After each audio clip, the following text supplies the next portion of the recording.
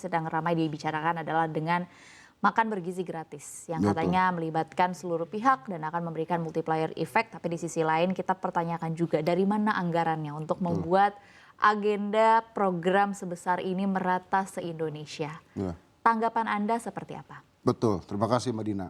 Jadi program Pak Prabowo Presiden yang dimana MBG makan bergizi gratis itu bagi DPP Gumilang kita yakin bahwa kalau itu dijalankan dengan benar, dengan catatan tidak ada korupsi, tidak ada penyunatan biaya, tidak ada tanda kutip ego sektoral bermain, maka kita yakin pertumbuhan ekonomi dari sektor ini aja tuh untuk nanti kalau rencana 80 juta siswa itu akan dikasih MBG tuh hitungan kita bisa 2% sendiri.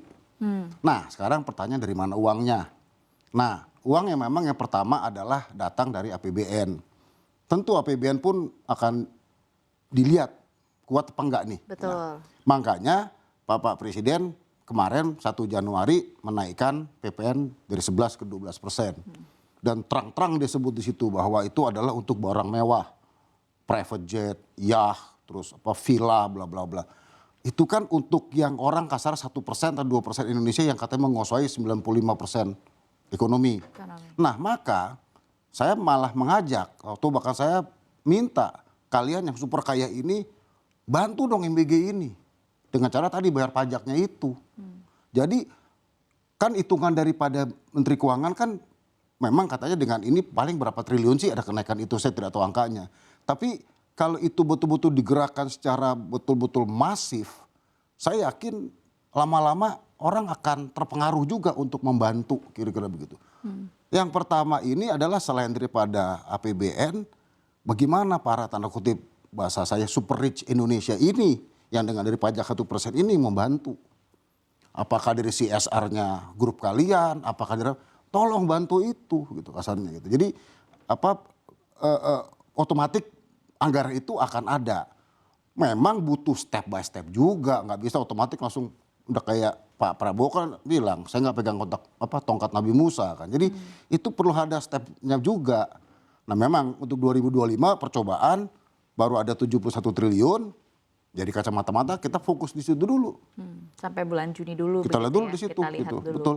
Dan dari situ juga sebenarnya sudah terukur multiplier effect yang tercipta sebenarnya sejauh apa. Betul. Jadi mulai tergambar gitu intinya. Ya, betul. Lapangan kerja yang tercipta. Exactly. Bahkan kan Pak Menko Pangan, Pak Zulhas kan juga bilang kasih kita waktu 2 bulan untuk mereka bisa mengintrospeksi ya. Apa loophole apa, kendala apa yang di mana kendala-kendala daripada MBG ini. Nah, jadi saya rasa ya kasih kesempatan pemerintah sampai misalkan bulan Juni seperti tadi itu, dan tolong setelah bulan Juni itu ada evaluasi total untuk MBG ini. Nah sekarang transparansi dari segi anggarannya berapa, agar tadi bahwa pengusaha super kaya oke, saya bantu. Jadi mulai bergulir dengan kondisi yang sangat transparan.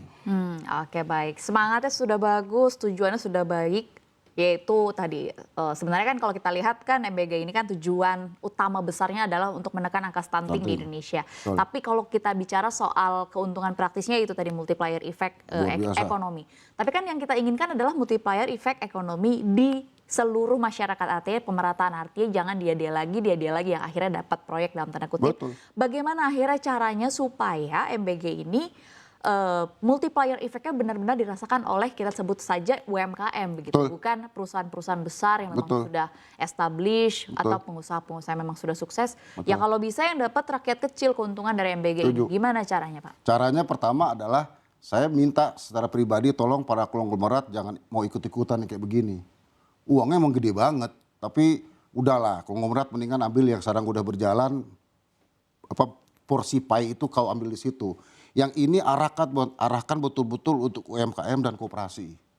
Jadi biar mereka lah yang menikmati bahasa kasarnya kue APBN, terus betul-betul untuk masyarakat dan betul-betul sesuai dengan keahliannya mereka gitu bahasa kasarnya. Jadi bayangkan kan kalau nanti Pak Prabowo bilang 80 juta orang, kita punya UMKM di Indonesia ada berapa puluh ribu nih kira-kira begitu kan. Nah kalau yang di bidang misalkan di bidang anggaplah kuliner ini dan peringkatnya kita pakai, Dan anggaplah satu UMKM itu dapat jatah 1.000 orang aja. UMKM pangan misalnya. Itu kan bukan hal bukan bercanda ya gitu kasar. Jadi UMKM itu otomatis akan bergerak, akan berkembang, akan makin mantap, akan makin sehat. Sehingga dia pun nanti juga ujungnya bisa berpajak juga, kira-kira begitu. Jadi pesan saya tolong pada para konglomerat di sini, khususnya juga yang mempunyai acara yang kayak begini, tolonglah jangan kalian ikut-ikutan masuk di program MBG inilah. Kasih kesempatan koperasi dan UMKM yang berkembang. Semoga UMKM dan juga koperasi yang akhirnya menikmati keuntungan multiplier effect dari makan bergizi gratis. Pertanyaan saya selanjutnya mungkin perspektif Anda mewakili pimpinan dari Gebu Minang. Gebu Minang sendiri kan anggotanya, Anda tadi menyebutkan juga, tadi kita juga sempat ngobrol begitu, banyak juga yang pengusaha. Dan mungkin banyak juga yang pengusaha yang bergerak di bidang pangan atau mungkin kuliner begitu. Apakah ada arahan-arahan tertentu begitu Pak, atau ajakan tertentu berkaitan dengan ayo terlibat dengan program makan bergizi gratis ini, dan sebenarnya apa yang disampaikan kalau dari Gebu Minang untuk anggota sendiri? Ya memang Ketua Umum kita Pak Osman Sabta tuh terakhir kita bertemu dalam acara 35 tahun usia Gebu Minang di 24 Desember 2024. Beliau tuh mengatakan bahwa 2025 Gebu Minang tuh harus bahasa kasar bergerak untuk betul-betul menyentuh dan menyapa para tanda kutip masyarakat. Nah, sekarang ada program MBG ini, maka arahan daripada Pak Ketum Pak Osman Sabta menurut saya tepat untuk Gebu Minang mengambil peran sebagai fasilitator, karena kita bukan PT ya, jadi kita tidak kita ormas, kita hanya memfasilitasi anggota-anggota kita yang memang banyak sekali bergerak di bidang kuliner, di bidang pensupport kuliner, bahkan ya dan seperti yang kita tahu teman-teman kita yang berusaha di pedagang kaki lima, kira-kira begitu. Oke, Gebu Minang sendiri begitu yang sebagai kelompok kesukuan, sebenarnya apa sih tuh tantangan utama yang dihadapi? Mungkin spesifik untuk orang Minang perantau yang berinvestasi di daerah asal mereka atau yang memang bekerja di rantau begitu. Sebenarnya bagaimana sih akhirnya Gebu Minang dapat memfasilitasi solusi dari tantangan yang datang dari orang-orang Minang yang merantau? Iya, tantangan utama paling berat ya bagi Gebu Minang khususnya di sini itu mengkoordinasikan mereka. Karena Gebu Minang itu dan juga kan ada institusi lain yang dimana kan di Sumatera Barat itu mereka juga punya bahasa kasarnya PIR per kabupaten. Namanya kalau bahasa kita BAKU, Badan Koordinasi. Itu ada badan koordinasi daripada Agam, ada daripada Solok, daripada mungkin Darmasraya dan segala macam. Nah mereka ini masing-masing punya goalnya masing-masing, kira-kira begitu.